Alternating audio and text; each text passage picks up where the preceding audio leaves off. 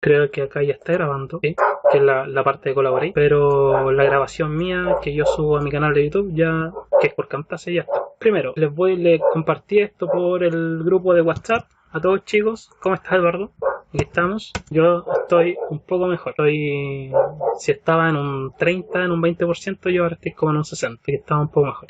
Hasta el momento el material, el link de Drive se los envié por WhatsApp.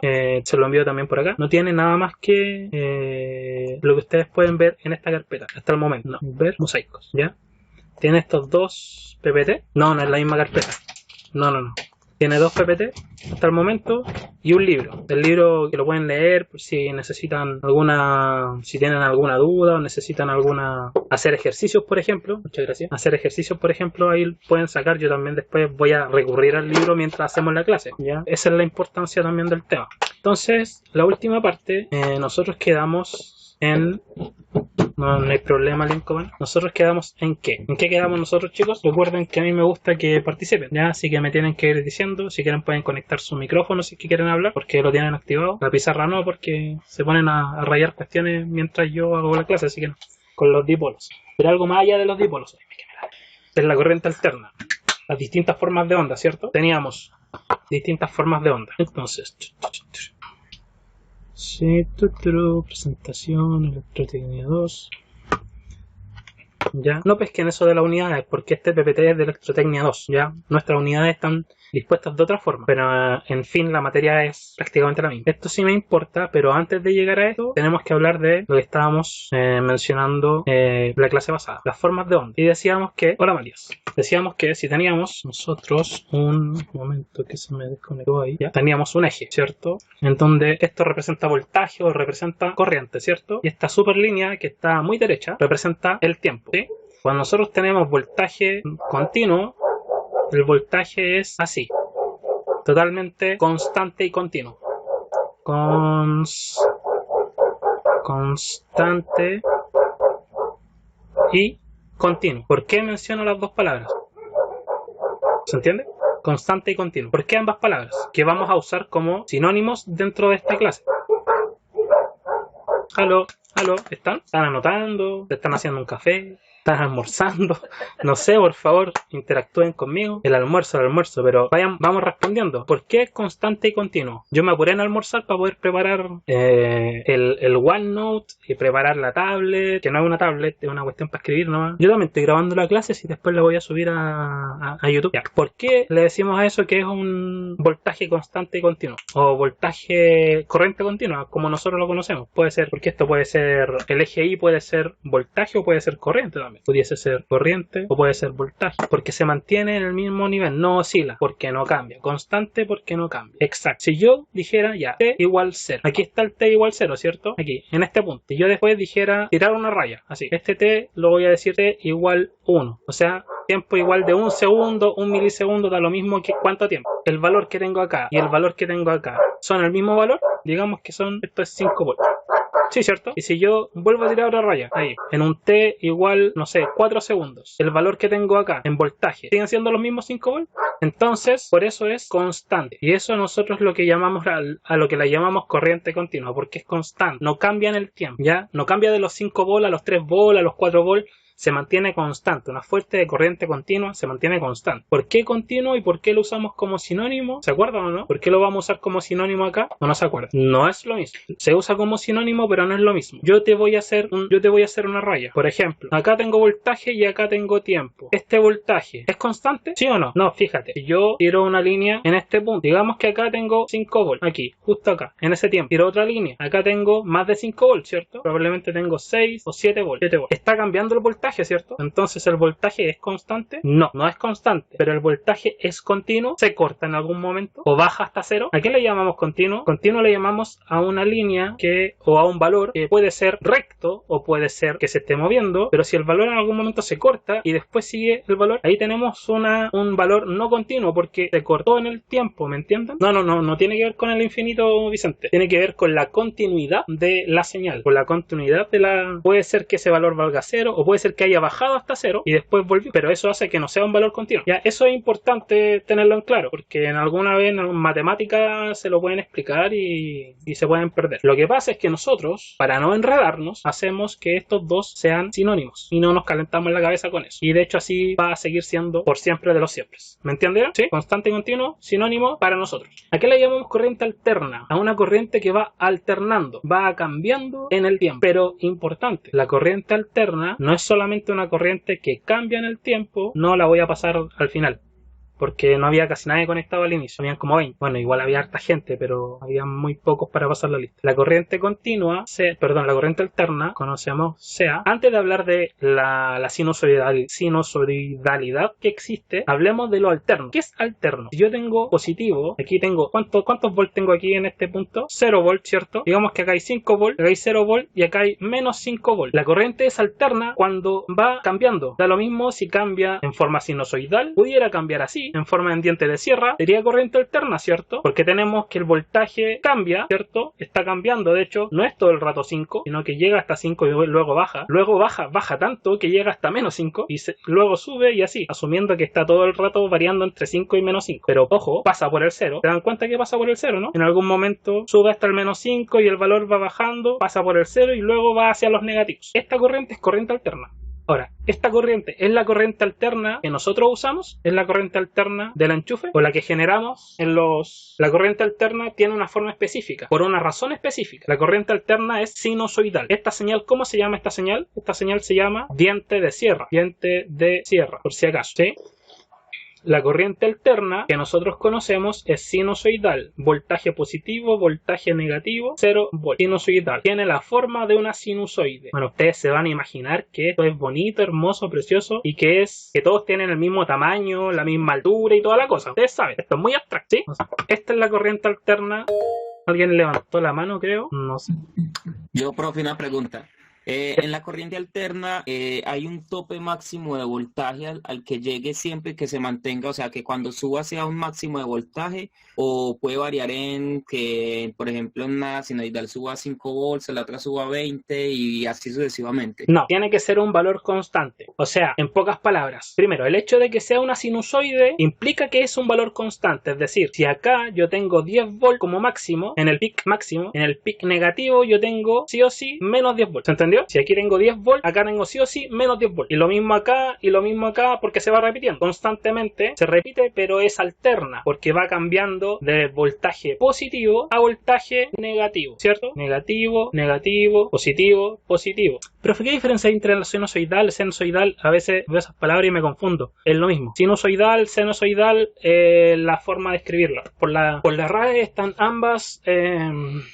asociadas a lo mismo, significa lo mismo. Todo lo que se escriben algunos lo escriben de una forma, algunos lo escriben de otra forma, pero ambas están aceptadas por la RAE. Profe, no pasa nada que hayan 5 volts y que baje a que eso como menos 6. No puede bajar a menos 6, porque si baja a menos 6 quiere decir que cambió el voltaje. Y el voltaje máximo, no sé si te das cuenta tú, que el voltaje máximo, mira, aprendí un truco hoy día mismo, y ahí puedo, el voltaje máximo aquí y acá tiene sí o sí que ser el mismo. Hay una explicación para ello. ¿Le explicaron por qué? No, ya. La primera razón es por el hecho de ser una sinusoide, es por el hecho mismo de tener un valor sinusoidal, es decir, ser una sinusoide, ya que se puede escribir sinusoidal, sinusoidal, sinusoidal. Ya, tranquilo, relájate, anda con la idea. Hasta el momento, ¿entienden todo lo que he explicado? Sí, bacán. Ya, el PPT me dice casi al final por qué y cómo es que transformamos el movimiento en electricidad. Y segundo, cómo es que o qué relación tiene la circunferencia con la función seno. Y esto es importante porque ambas cosas están relacionadas. Nosotros para generar energía y para generar corriente eléctrica, nosotros movemos cosas, ¿sí? Movemos, ¿ya? Y al mover esas cosas, estamos aplicando la energía a una masa, ¿cierto? Porque nosotros si empujamos, no sé, la cama para moverla, para poder limpiar debajo de la cama, estamos aplicando la energía a la cama. A pesar de que la cama es una cosa que no tiene vida, pero estamos aplicando energía, ¿cierto? Ya, entonces, si nosotros aplicamos energía en los metales, en este caso en realidad en los los elementos correctos, somos capaces de generar corriente eléctrica. ¿Cómo lo vamos a saber? Lo vamos a ver a través de este video, ¿ya? ¿Dónde está este video? Yo lo tenía a mano. Pregúntenos mientras yo descargo el video, porque pensé que lo tenía a mano y no lo tengo nada a mano, pero lo pongo al tiro. ¿Con energía se refiere a energía mecánica? Sí, con energía me refiero a energía mecánica. Somos capaces de transformar energía mecánica en energía eléctrica. Y todas estas cuestiones que hay en la grabación, me da lo mismo. Me da lo mismo. Las fotos del matrimonio, las carpetas de mi gato. Sí, el punto del cómo se genera la energía es que nosotros estamos transformando energía eléctrica energía mecánica en energía eléctrica. Necesito administrativos. No se acaba doc. Asignaturas, aquí están los videos. El primero, no me demoró nada, sí, aquí el internet es rápido, así que ya. Y el video también va a quedar arriba por si acaso, va a quedar arriba en el link que les mandé, y si no tienen internet se los puedo mandar por el WhatsApp o como sea, ya. Vamos a minimizar por si acaso. Vamos entonces a ver el video 1, que es cómo es que nosotros transformamos el movimiento en electricidad. Y esto se debe a la ley de Faraday, ¿ya? Gracias a la ley de Faraday somos capaces de transformar el movimiento en electricidad. ¿Por qué? Porque se induce un voltaje cada vez que yo muevo una espira o un alambre cerca de un campo magnético. Por favor, me dicen si es que se escucha el video. A menudo oímos hablar de distintos tipos de energía generadas en las centrales eléctricas. Energía eólica. ¿Se escucha bien? Energía hidráulica. Pongan atención al final del video y ahí se van a dar cuenta de por qué la corriente alterna es sinusoidal y por qué la corriente generada es hidráulica, energía térmica, energía nuclear. Ya, entonces no se pegó, yo le puse pausa. Entonces lo iniciamos de nuevo. A menudo oímos hablar de distintos tipos de energía generadas en las centrales eléctricas. Energía eólica, energía hidráulica, energía térmica, energía nuclear.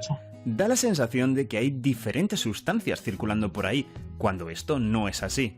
Casi todas ellas se obtienen de la misma manera, moviendo una turbina, bien utilizando cosas que la muevan de manera natural, o bien destruyendo cosas para que otras cosas muevan la turbina.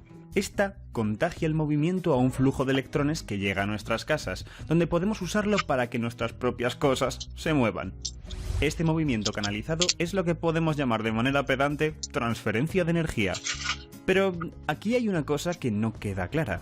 ¿Cómo hemos pasado de tener una turbina girando a tener electricidad? ¿Cómo hemos hecho eso? Esto es la parte en donde viene lo interesante. Amigos, esto es gracias a la ley de Faraday, la tercera de las 4 leyes que explican todos los fenómenos electromagnéticos clásicos. Vamos a por ella, pero antes, unos preliminares. Este es el campo electromagnético. Llena el universo por todas partes, como el aire llena tu casa. Esta es la manera por la que una carga positiva siente que existe una carga negativa, o un imán percibe que hay otro con el mismo polo. El campo es el medio de comunicación entre cargas e imanes.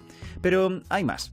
Es conveniente pensar a veces en el campo electromagnético a través de dos campos distintos, el campo eléctrico y el campo magnético. El campo eléctrico nos dice cuán fuerte y hacia dónde va a ser empujada una carga que haya por ahí, mientras que el campo magnético nos dice cuán fuerte y hacia dónde va a ser orientado un imán que haya por ahí. Pausa. ¿Se acuerdan que cuando vimos alguna vez en corriente continua el campo eléctrico o las cargas, dijimos que las cargas del mismo polo se repelían y las cargas de distintos polos se atraen, ¿cierto? Eso es gracias al campo eléctrico que existe alrededor de la carga. Acuérdense que existe una fuerza alrededor de la carga invisible, que es el campo eléctrico. Pasa lo mismo con el campo magnético. También existe una fuerza alrededor del imán o del minimán que tiene que tiene un norte y un polo sur, ¿ok? Entonces, si tenemos cerca imanes del mismo polo o lo juntamos, se van a repeler, y imanes de polos distintos se van a atraer. Lo que la ley de Faraday nos dice es que si un campo magnético cambia en el tiempo, esto altera el campo eléctrico, orientando y aumentando las flechas de manera que forman curvas cerradas. Si tiro una carga aquí, se moverá en bucle en esta trayectoria. El sentido de giro también está determinado por la forma de cambiar del campo magnético. Si este aumenta, la carga gira en sentido horario. Si decrece, irá al contrario. Esta perturbación del campo eléctrico existe mientras que el campo magnético cambie. Si en algún momento para, las curvas cerradas desaparecerán. Vamos a la práctica. Imagina que cogemos un imán potente y lo movemos subiéndolo y bajándolo. Ahora pasa a explicar derechamente lo mismo que estaba explicando, pero con un ejemplo gráfico. Esas rayitas que ven alrededor del imán es el campo magnético del imán, ¿ok? Si nosotros tomamos un pedazo de metal, de hierro, ¿cierto? Y lo acercamos al imán, se va a pegar al imán, ¿cierto? ¿Sí? Pero ¿qué pasa si nosotros tomamos un pedazo de cobre y lo acercamos al imán? ¿Se pega o no se pega? ¿Por qué no se pega?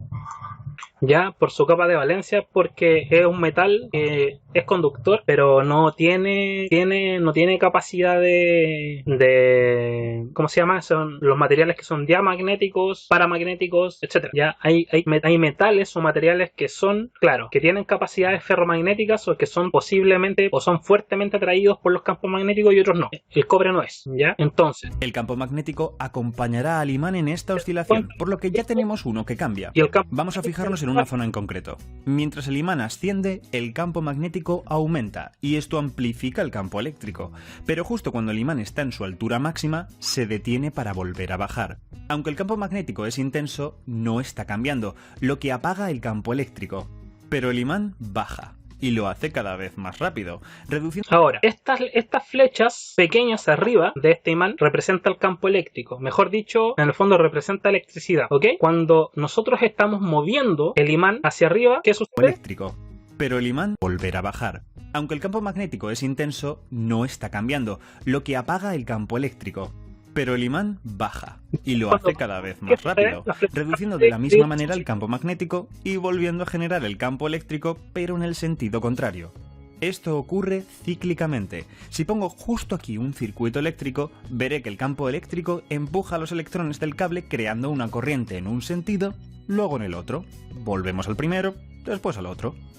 Este es el origen de la corriente alterna, y es así como se convierte el movimiento de agitar un imán en la corriente eléctrica que circula por nuestras casas. ¿No se me escucha bien? Ah, ya. Profe, sí se le escucha bien, solo que si tratas de hablar cuando tienes el video y si no se te escucha. No se entiende, claro. Ya, entonces, de nuevo, cuando nosotros estamos acercando, ya sea el imán o acercando un pedazo de cable, se genera por inducción, por la ley de Faraday, un campo eléctrico en una dirección, ¿ya? Cuando el imán llega hasta el punto máximo y se detiene, el campo eléctrico también es cero. Y cuando el imán empieza a alejarse, el campo eléctrico vuelve a aumentar hasta su máximo, pero ya en el otro sentido. Pero no solo se puede provocar sacudiendo un imán, seguramente lo que se hace con la turbina. Y es así como se convierte el movimiento de agitar un imán en la corriente eléctrica que circula por nuestras casas. Pero no solo se puede provocar sacudiendo un imán, seguramente lo que se hace con la turbina es empalmarle el circuito para que gire en presencia de un imán que está quieto. Desde la perspectiva del circuito, es el imán el que está girando en torno a ella, y analizando cómo el campo eléctrico generado afecta al circuito, vemos que el efecto es exactamente el mismo. En definitiva, así es como funcionan los generadores eléctricos de todas las centrales del mundo. Por cierto, el hecho de que el campo magnético pueda perturbar al campo eléctrico y, spoiler, viceversa, es lo que se suele llamar inducción electromagnética. Pero, ¿por qué sucede esto? ¿Por qué pueden influirse mutuamente? ¿Algo especial está pasando aquí? ¿Ya? Entonces, si descubrieron que a través de agitar un imán cerca de un metal se genera un campo eléctrico en un sentido y cuando yo lo alejo se genera el campo eléctrico en el otro sentido, ahí ya tenemos una polaridad o un voltaje que está siendo inducido, palabra clave, un voltaje inducido que está constantemente cambiando de, ¿qué teníamos acá? Está cambiando constantemente de polaridad, del positivo al negativo, porque va en un sentido y luego va en el otro, va en un sentido y va en el otro, ¿sí? ¿Ya? Yo sé que hasta este punto les cuesta todavía un poco relacionar. Después se dieron cuenta que no era necesario hacer esto, así como acercar un imán y alejar el imán, sino que podían tomar la turbina, finalmente, que es movida por agua o por alguna otra cosa, ¿cierto? Empalmar este circuito, y si yo genero un positivo o en realidad un polo sur y un polo norte, aquí tengo líneas de campo magnético que son invisibles, pero están. Con este se están atrayendo, ¿cierto? Entonces hay un campo magnético acá, que cuando va girando este pedazo de cobre, va rompiendo las líneas en el fondo o va perturbando las líneas del campo magnético, y así es como se genera electricidad en el circuito o en el alambre, y voilà, o sea, no hay nada de complicado en eso, sino que entender el concepto, más que nada. Palmarle el circuito para que gire en presencia de un imán que está quieto. Desde la perspectiva del circuito, es el imán el que está girando en torno a ella, y analizando cómo el campo eléctrico generado afecta al circuito, vemos que el efecto es exactamente el mismo. En definitiva, Así es como funcionan los generadores eléctricos de todas las centrales del mundo. Por cierto, el hecho de que el campo magnético pueda Esto es importante, no sé si se dieron cuenta. Antes estábamos moviendo el imán respecto del cable, ¿cierto? Pero ahora es el cable el que se está moviendo respecto del imán. Es todo un tema de perspectiva. ¿Lo pueden ver? ¿Son capaces de notar eso? Entonces, ¿hay alguna diferencia si yo muevo el imán o si yo muevo el cable? Ninguna, porque es un fenómeno físico, es una cosa de perspectiva. De hecho, es una cosa súper inteligente al que se le ocurrió de generar corriente eléctrica. ¿Entiendes? Si quieren andar más y tener más detalles, pueden buscar videos o pueden buscar cosas. Ahora, ¿cómo es que esto llega a ser una corriente sinusoidal? Porque aquí solamente aprendimos que esto cambiaba generábamos una corriente, ¿cierto?, llamado voltaje inducido. Ya está en el drive, marco por si acaso, lo acabo de subir. Entonces, con esto entendimos que bajo la ley de Faraday, generamos un voltaje inducido. ¿Por qué voltaje inducido? Porque es el campo magnético quien está induciendo o creando este voltaje o perturbando el campo eléctrico, porque es el campo magnético quien genera este efecto, ¿sí? Y este voltaje inducido es alterno, ¿cierto? Está todo el rato cambiando de polaridad, de positivo a negativo, de negativo a positivo. Después pueden ver el video con detalle porque ya está arriba en el drive. En todo caso, si quieren también se los puedo mandar al WhatsApp, no hay problema. Pero lograron ver que hay una alternancia. Ahora vamos a ver el segundo video que nos propone el PPT, que es el por qué tiene una forma sinusoidal, ¿sí?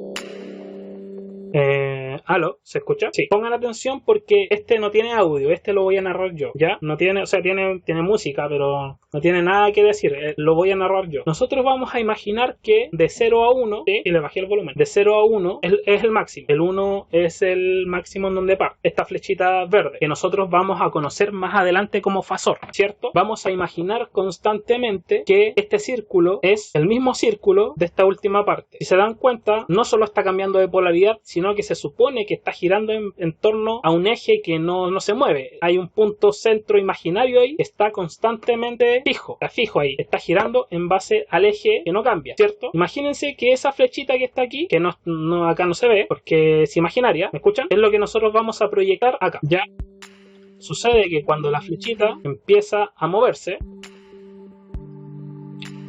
ahí cada vez va a ser un marco cada 30 grados.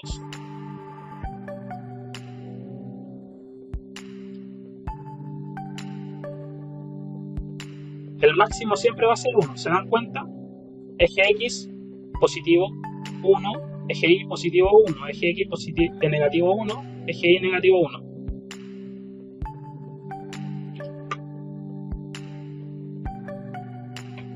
Y acá estamos marcando los puntos según el ángulo que estamos generando en la flecha roja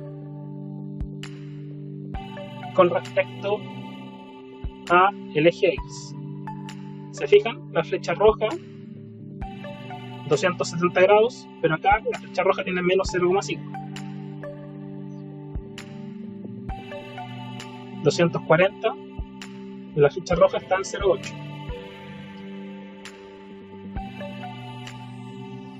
$270 y la flecha roja está en la roja, y de hecho la roja y la verde están en el máximo, que es menos 1. De hecho, si hacen ese ejercicio en la calculadora, ponen seno de 30, seno de 60, seno de 90, van a tener estos mismos valores. Porque la función seno está hecha en base con esta misma escala, del 0 al 1. Nunca varía más que eso. Y así es como generamos una señal sinusoidal. Ahí lo único que hizo fue unir los puntos rojos de la cosa ahí. No, si es heavy. Cuando yo encontré estos videos yo dije, oh, la media bola. Porque se ve gráficamente como el fasor, porque esta cosa verde y roja que están cambiando constantemente es un fasor. Y podemos ver en matemáticas cómo el fasor, al momento de estar moviéndose, si esto lo llevamos en grados o lo llevamos en tiempo, está variando. Y es el por qué, o es la respuesta al por qué me preguntó uno de sus compañeros. De hecho, dos me preguntaron por qué yo no puedo tener un máximo de 5 volts y acá un mínimo en negativo de 6 volts. ¿Se dieron cuenta del por qué es imposible? Porque si está girando siempre en base al mismo punto, su voltaje máximo siempre va a ser 1, menos 1, menos 1 o 1. No hay más que eso. Pueden haber valores intermedios de 0 a 1, pero nunca más que 1. Profe, cuando la onda no es perfecta, ¿qué pasa con el fasor? Cuando la onda no es perfecta, en realidad en la vida real la onda nunca es perfecta. ¿Qué pasa con el fasor? El fasor se mueve un poco, pero también es por eso que existen, ¿cómo decirte? En realidad los 220 traen bastante ruido, pero por eso es que existen lo que se llaman fuentes de alimentación de corriente continua. Nosotros utilizamos esto en corriente continua y me refiero a la energía eléctrica, la utilizamos en corriente continua, por ende la señal que entre, como entre, la vamos a filtrar y la vamos a limpiar, entre comillas, antes de que entre al circuito. Así que por más fea que sea la onda o el fasor, por más que no sea perfecto, que la onda sinusoidal sea como así como media como la que dibujo yo. Profe, ¿pero qué simboliza la línea verde? La línea verde simboliza el voltaje moviéndose alrededor de un punto centro, de 0 grados hasta 360 grados, en ese sentido, ¿ok? Y la línea roja simboliza una proyección, por ejemplo, mira ahí, una proyección a X grados, por ejemplo, esta es ahí me dice a 150 grados, si yo proyecto esto hacia el eje Y, tengo un valor de 0,5. ¿Sí? Eso es lo que vale el seno. Claro, las ondas magnéticas de un rotor, sí, en el fondo. De hecho, con un motor, si un motor tiene, en vez de tener como en el estator, porque está el rotor y el estator, en vez de tener, ¿cómo se llama? En vez de tener bobinas, tiene imanes, y nosotros movemos el motorcito, no sé si alguna vez lo han hecho en su vida, y le conectan una lucecita, la luz se prende. Y es porque al moverlo, físicamente, estamos generando energía eléctrica, transformando energía mecánica en energía eléctrica. Bueno, eso con eso. ¿Estamos? Ya. Ahora vamos a... Imagino que algo de alguna de estas cosas le debe haber pasado también el otro profe. Sí, no creo que no les haya hecho nada. Ya. Lo que está aquí, todo esto que está aquí, es lo mismo que acabamos de ver en el video. Aquí tenemos el número de vueltas de la bobina, por la inducción del campo magnético, por la amplitud máxima que puede tener la inducción, por coseno o dependiendo de seno del ángulo. Y aquí tenemos el flujo magnético. Son muchos conceptos que, si bien es cierto, se usan no directamente acá en el ramo o en la asignatura de corriente alterna, sí, son complejos de entender al inicio, ¿ya? Pero nosotros no lo usamos directamente así. Así que tranquilos, no se preocupen, lo importante es que entiendan nomás qué es cada cosa o que entiendan ciertas cosas. Con el tiempo después van a entender los flujos magnéticos y todas esas otras bolas. Pero aquí se fijan, ¿se acuerdan en el video cuando teníamos dos imanes, un polo norte y un polo sur, ¿cierto? Teníamos que había una espira o un alambre en forma de espira rotando alrededor de esto, ¿cierto? Rotando en torno a su mismo eje, ¿cierto? Esa rotación se llama W. Esa W está ahí, ¿la ven? Que también está ahí y también está ahí, ¿ya? Esa rotación en torno a su eje se llama, ¿saben cómo se llama? Velocidad angular. Entonces tenemos un nuevo concepto, es decir, la W corresponde a velocidad angular. ¿Ya? Y en el fondo nos dice qué tan rápido está girando la espira, nada más, ¿sí? Si se dan cuenta en el dibujo de la derecha, cada vez que la espira gira, está cruzando o rompiendo las líneas del campo magnético. No las puede romper de verdad, sino que las atraviesa. Eso es lo que sucede en el fondo, ¿se dan cuenta? Porque esto está girando en torno a su eje, imagínenselo, igual que la animación que vimos delante. Entonces, aquí hay estas mismas líneas azules que están acá, también están acá. Entonces, se está rompiendo constantemente y ahí es donde nosotros estamos generando electricidad, dependiendo si la estamos moviendo o dependiendo si nosotros la estamos moviendo. Aquí viene lo interesante. Ya conocimos o ya conocemos, ¿cierto? Finalmente, antes de pasar a eso, todas estas variables y ecuaciones se terminan escribiendo de la siguiente forma. El voltaje en el tiempo, lo van a escribir conmigo, el voltaje en el tiempo. ¿Qué significa el voltaje en el tiempo? El voltaje en un punto del tiempo. En un punto del tiempo. Por ejemplo, cuando el tiempo es 0,1 segundos, o cuando el tiempo es 0,5 segundos, o cuando el tiempo es 10 segundos, o cuando el tiempo es 30 segundos, o cuando el tiempo es 4 milisegundos, porque también podemos tener tiempos así de pequeños, ¿ya? Entonces, el voltaje que vamos a calcular, ojo, este voltaje se llama voltaje instantáneo. Voltaje instantáneo. ¿Por qué es instantáneo? Por lo mismo, lo que acabo de mencionar, porque es el voltaje en un tiempo en específico, ¿ya? Se calcula de la siguiente forma: voltaje máximo por, ¿qué dice nuestro PPT? Voltaje máximo V sub 0 por seno de omega t más gamma. Voltaje máximo por seno de omega t más delta o gamma, o delta, si da lo mismo, sí. Lo importante es que una letra Y. ¿Cómo vamos hasta ahí? Tengo que explicarles cómo funciona esa ecuación. Me imagino que ya la han visto o al menos se la presentaron. El último valor es delta o gamma. Sí, lo que pasa es que se parecen mucho porque delta tiene una forma, pero da lo mismo. Esta siempre tiene la misma forma, así que esta se llama omega. Y esta puede ser delta o gamma, delta o gamma. El punto es que estamos representando otra letra griega, que eso vendría a ser un desfase en el tiempo. Todavía no puedo hablar de desfases porque hay dos fórmulas para el voltaje instantáneo. ¿Cuál sería la otra, maestro? ¿Esa? Te apuesto que es la que está ahí mismo. ¿Quién me agrega al WhatsApp? Ah, ya entendí. Es lo mismo, sí. Eso lo quiero explicar, pero al final. ¿Quién puede agregar al maestro ahí al WhatsApp? Porque ya no hay mano. Ya entendimos que podemos calcular el voltaje que queremos en el tiempo con esta fórmula. No entendemos muy bien qué es la fórmula ya, pero ya entendimos que, al menos que esto es voltaje máximo, como lo anoté acá, ¿cierto? Voltaje máximo por seno es la calculadora en seno, de omega t, omega, velocidad angular, por t más un delta. Y los cabros ya ahora se están preguntando, ¿qué es todo esto? ¿Qué es todo esto? A ver, sí, Vmax, Vp, Vmax, Vpeak, peak es máximo en inglés, o pico en inglés. Vpp es Vmax max. Ya. Ok, vamos a copiar esta diapositiva y la vamos a pegar acá. Y el voltaje instantáneo no es el RMS, no maestro, no es el RMS. El RMS es otro, lo voy a explicar después de que pasemos esta parte. No podemos pasar esta parte sin entender cómo funciona esta cuestión.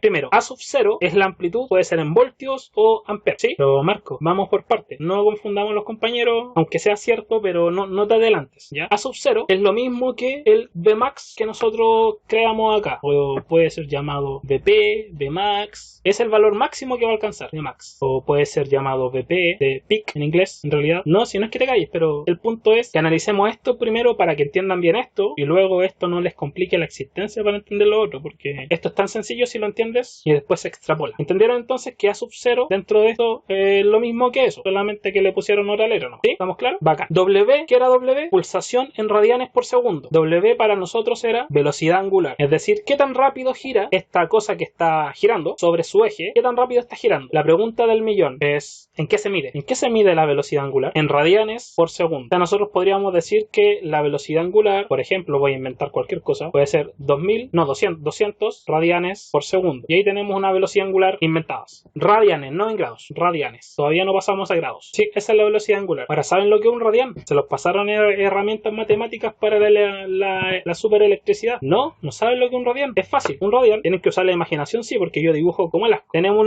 un círculo, ¿cierto? Tenemos un eje. La línea que va desde el punto centro del círculo hasta el extremo, ¿cómo lo llamamos nosotros? Radio. ¿Onofre? Sí. Y si yo extendiera este radio hasta acá, ojo, suponiendo que lo estoy extendiendo en la misma longitud que tiene este, o sea, si este vale R, esto también va a valer R, y proyecto acá, va a ser con otro color, y proyecto acá, no con rojo, con verde, y proyecto acá, dale, y proyecto aquí vale R llegó hasta aquí, y aquí se está formando un ángulo, ¿cierto? Un ángulo no en grados, un ángulo que no es en grados, un ángulo que es en radianes, y esto es un radian, y nosotros podríamos de hecho poner otra R acá, y ver, ahí tenemos 2 radianes, y así podemos darle la misma, exacto, el valor del arco, esto, tiene que ser el mismo valor que el radio, y ahí tenemos un radian, 2 radianes, 3 radianes, 4 radianes, hasta completar el círculo. De ahí salen los radianes. Cuando todavía no existían los grados, los radianes eran la forma en cómo nosotros medíamos los grados de un círculo. Medio radian, 2 radianes, 3 radianes, ¿ya? Y si decimos 200 radianes por segundo, quiere decir que está dando 200 vueltas en cada segundo. ¿Cuántos radianes en el fondo tenemos dentro de un círculo? 8, 2. Deberíamos tener en un círculo completo más de 2, porque yo ahí ya llevo 2. ¿Cuántas tenemos?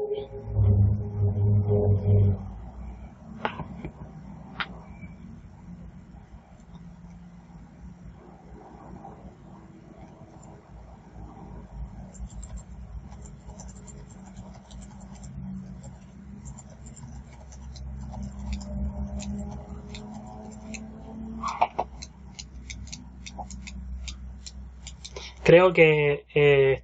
¿de dónde sacaron el 8? ¿Lo buscaron en internet?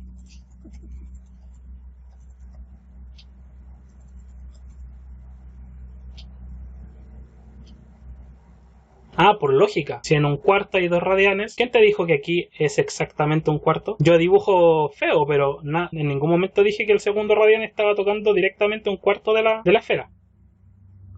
¿Ya? Y de hecho, aquí se van a acordar de su profe de matemática que le hacía clase en la básica o en la media, no sé. Si yo tengo un círculo, ¿cierto? Y yo despliego en el círculo, en vez de un radio, despliego un diámetro, y ese diámetro lo paso por un arco, luego tengo nuevamente otro arco, y nuevamente otro arco, y sobra un pedacito, ¿sí? Eso es llamado pi. El perímetro de un círculo es pi. Si lo vemos en radios, el perímetro de un círculo en radianes o en radios es 2 veces pi. Ese pedacito que no alcanza aquí a cubrirlo todo es el que cabe 3 veces, 14, 15, bla bla bla bla bla. Y es un número infinito irracional. Y acá serían 2 pi, es decir, 6 veces el radio, 28, y no me acuerdo. No sé si necesariamente 30. Puede ser 30, independiente. Entonces cabe 6 veces, pero cabe 6 veces y algo. Usted le dice a alguna persona que cabe 6 veces exacto, les van a pegar. Es como decir, cabros, redondeemos pi a 3. ¿Qué pasa si redondeamos pi a 3? ¿Qué va a pasar con el cohete? O con el cohete que se supone que tuvo que llegar a la luna, o el que va a llegar a la luna, o el que... Profe, el link a los cabros se les cayó, no se puede. ¿Qué link se les cayó? ¿De la clase? Pero déjame revisar. Pum. Ahora dile que traten de meterse de nuevo. Y yo lo creé hasta las 3:28, no sé por qué. Como que se me fue eso. Y estaba como predeterminado y se me fue. Diles que traten de meterse de nuevo. Pero, ¿entendieron el concepto? El concepto del perímetro, del radio, que un radian es tomar el radio, hacer el arco del radio, hacer la cuestión. Tenemos ciertos grados, pero no en grados, están radianes. Y lo mismo podemos hacer con el perímetro del diámetro. ¿Ya? Ahora, ¿por qué tanta parafernalia? Porque me gusta que entiendan las cosas, porque me gusta que entiendan las cuestiones que están haciendo. Ahora, si nosotros vemos cuántas vueltas da esto en el tiempo, ¿sí? Eso es lo que llamamos velocidad angular. Y esa velocidad angular está en... ¿Por qué no me deja moverme para arriba? Ahí sí. Y esa velocidad angular está en radianes por segundo. Y si dijimos que radianes por segundo, ya voy a escribir acá. Si dijimos que dijimos que velocidad angular es igual a radianes por segundo, ¿cierto? Y dijimos que un radian es igual a ¿cuánto? ¿Cuántas veces pi? No. La circunferencia completa vale 2 veces pi. Aquí tengo, miren, pongan atención. Aquí tengo 0 pi. Aquí tengo arriba un cuarto de pi. Acá tengo, perdón, un cuarto no, medio pi. Acá tengo pi. Acá tengo 3/4 de...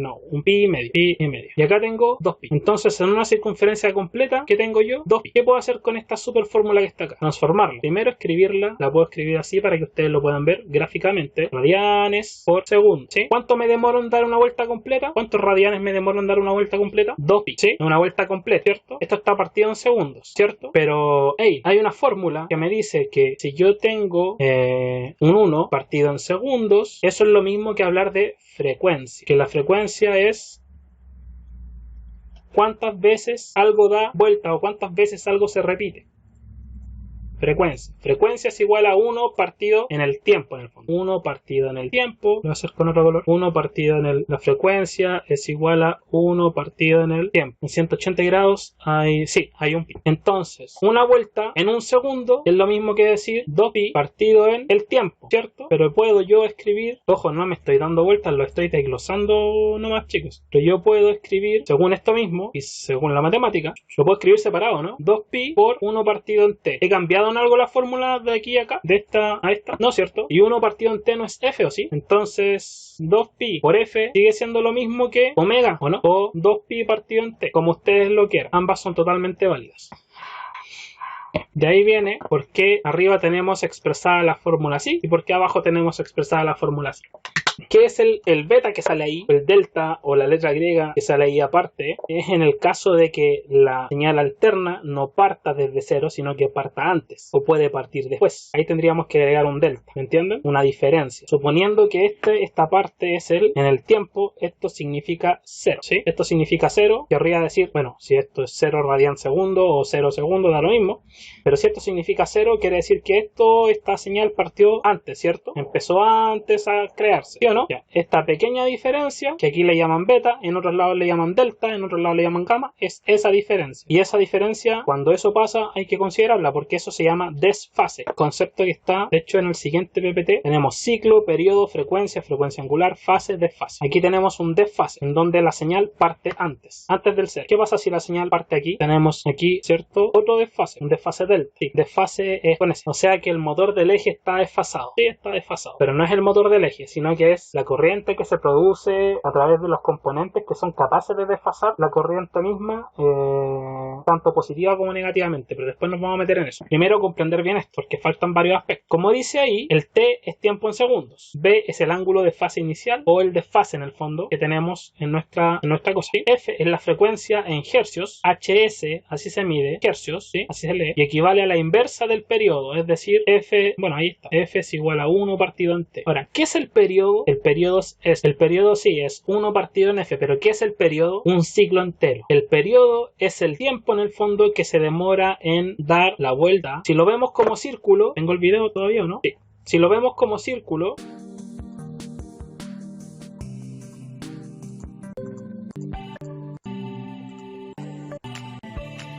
el periodo va a ser lo que se demora en dar la vuelta entera, ¿se fijan? Va cambiando hasta llegar nuevamente acá al eje X al Z. Ahí dio una vuelta entera, 360 grados. El tiempo que se demoró en dar la vuelta entera, o mejor dicho, el tiempo que se demoró en esto, pasa por 180, va al hemiciclo negativo y llega al 360, ¿cierto? Ese tiempo se llama ciclo. Ese tiempo es un ciclo. Y eso se repite en nuestro país 50 veces por segundo. En nuestro país tenemos 50 Hz. En español, que es la corriente alterna, se repite 50 veces por segundo. Ese ciclo que acabamos de ver se repite 50 veces en un solo segundo. Así de rápido es. Entonces yo les hago la pregunta. Si se repite 50 veces por segundo, ¿cuánto entonces dura un solo ciclo? Repito la pregunta. Si yo tengo que la corriente en Chile hace un ciclo, 2 ciclos, 3 ciclos, 4 ciclos, ya así hasta el infinito y más allá, cumpliendo 50 ciclos. Acá tenemos un ciclo completo, acá empieza y tenemos un segundo ciclo, y así hasta llegar a 50 ciclos, y esto se demora un segundo. ¿Cuál va a ser el tiempo entonces que demora un solo ciclo? Entonces yo hago lo siguiente: si la frecuencia, en el fondo la frecuencia es de 50 ciclos por segundo, o mejor dicho 50 Hz, ¿cuánto va a ser el tiempo del periodo? Ojo, se dan cuenta que periodo, cuando hablamos de ciclos y periodo, usan la T mayúscula, y cuando hablamos de un tiempo dentro de un tiempo instantáneo, un tiempo en el tiempo, usan la T minúscula. Eso es importante, ¿ya? Para no confundirse. Sabemos entonces que si la frecuencia es 1 partido en T, puedo yo cambiar la T para allá, ¿cierto? Y la F para acá. ¿Puedo yo entonces despejar? Sí, despejo. ¿Cómo despejo? 1 partido en 50. Y esto me da 1 dividido en 50. Y eso me da 0,02 segundos. Y en valor ingenieril, 20 milisegundos. 20 milisegundos. En 0,02 da una vuelta el generador. Sí, en 0,02 segundos el generador da una vuelta. De hecho, si nosotros implementáramos un generador en el laboratorio o a través de otro motor, tratáramos de generar corriente a través de inducción y hacer el generador, no hacerlo literalmente, pero me refiero a inducir voltaje, y quisiéramos que eso fuera con 50 Hz también, tendríamos que hacer o tratar de hacer andar el motor a 50 veces por segundo, o que cada 0,02 milisegundos dé una vuelta entera. ¿Y cómo pasamos eso a velocidad RPM? De partida no lo necesitamos en velocidad RPM, porque acá no utilizamos las velocidades en RPM, porque RPM son ciclos por minuto, no son ciclos por segundo, ¿sí?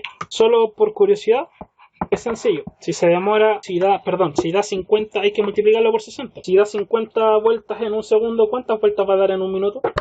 Si lo quieres en RPM, no es que lo vayamos a necesitar, pero si lo quieres en RPM, los motores en el fondo entonces están girando a... Perdón que se me había perdido el lápiz. Sencillo. Si la frecuencia en RPS, revoluciones por segundo, es 50 Hz. Hay que solo multiplicarlo por 60, porque esos son los segundos que tiene un minuto, para saber cuánto es la frecuencia en RPM. Y eso serían 3000 RPM. O sea, cualquier motor que alcance los 3000 RPM es capaz de generar una frecuencia de 50 Hz. ¿Me entendió? De hecho, si supera los 3000 RPM, mejor para nosotros, porque si el motor está justo a 3000 RPM, lo vamos a hacer andar a su máximo. No sé si se entiende. Sí, pasamos la lista. Voy a dejar de grabar ahora, porque quedaron pendientes algunos conceptos, aunque pasamos ya varios: ciclo, periodo, frecuencia angular, fase y desfase.